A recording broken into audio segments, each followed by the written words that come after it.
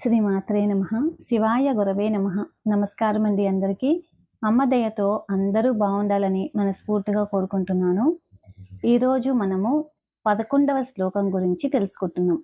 ఈ శ్లోకంలో అమ్మవారి చిరునవ్వు గురించి, అమ్మవారి పలుకుల గురించి చెబుతున్నారు. వసన్యాది వాగ్దేవతలు చెబుతున్నారు. మరి ఆ శ్లోకం ఏంటో ఒకసారి చూసేద్దాము. నిజ సల్లాప మాధుర్య వినిర్భర్సిత కచ్చపి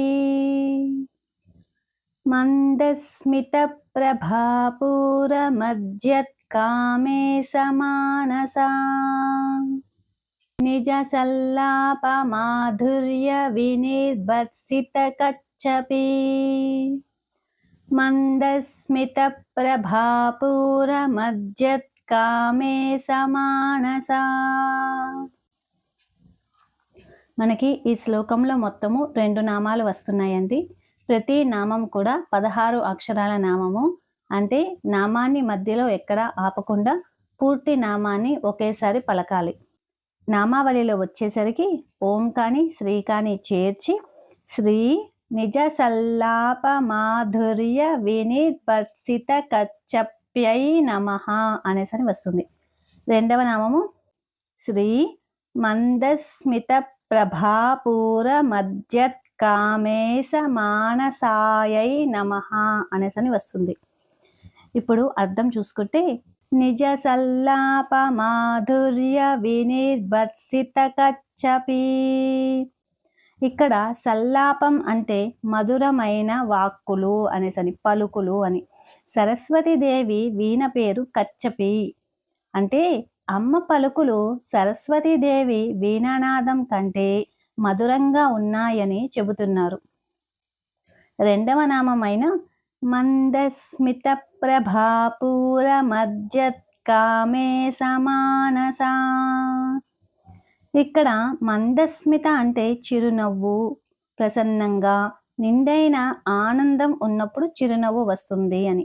అంటే అమ్మ నవ్వు కేవలం మందస్మితం అంటే ఎప్పుడూ చెదరని నిండైన ప్రసన్నమైన సచ్చిదానంద స్వరూపిణి అమ్మ అనేసని. మరి ఆ సచ్చిదానంద లక్షణమైన జ్ఞాన ఆనందాలను తెలియజేసేది అమ్మ నవ్వు. అమ్మవారి నవ్వుని తలుచుకుంటే మనకి జ్ఞానము, ఆనందము రెండూ కలుగుతాయి. మరి ఆ నవ్వు ఒక ప్రవాహంలా వస్తుందంట. మధ్యత్ కామేశ మానస అంటే కామేశ్వరుని మనసు ఆ నవ్వు అనే ప్రవాహంలో మునిగిపోతుందని చెబుతున్నారు మనకి వసన్యాది వాగ్దేవతలు. ఇప్పుడు మనము 3 సార్లు ఈ శ్లోకాన్ని చదువుదాము. నిజ సల్లాప మాధుర్య వినిర్భర్సిత కచ్చపి మందస్మిత ప్రభాపూర మధ్యత్ కామే సమానసా. నిజ సల్లాప మాధుర్య వినిర్భర్సిత కచ్చపి మందస్మిత ప్రభాపూర మధ్యత్ కామే సమానసా. నిజ సల్లాప మాధుర్య వినిర్భర్సిత కచ్చపి మందస్మిత ప్రభాపూర మధ్యత్ కామే సమానసా. నిజ సల్లాప మాధుర్య వినిర్భర్సిత కచ్చపి మందస్మిత ప్రభాపూర మధ్యత్ కామే సమానసా. నిజ సల్లాప మాధుర్య వినిర్భర్సిత కచ్చపి మందస్మిత ప్రభాపూర మధ్యత్ కామే సమానసా. మళ్ళీ మనము నెక్స్ట్ వీడియోలో 12వ శ్లోకము నేర్చుకుందామండి.